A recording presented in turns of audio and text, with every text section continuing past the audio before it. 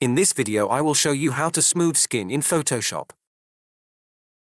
Press Ctrl J to make a copy. Change the blending mood to vivid light. Press Ctrl I to inverse. Go to Filter and choose Gaussian Blur. Follow these settings and press OK. Go to Filter, Other and choose High Pass.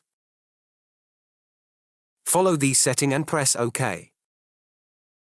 Alt-press click a mask. Go to Brush tool. Now we will move the brush to the face. Follow the process.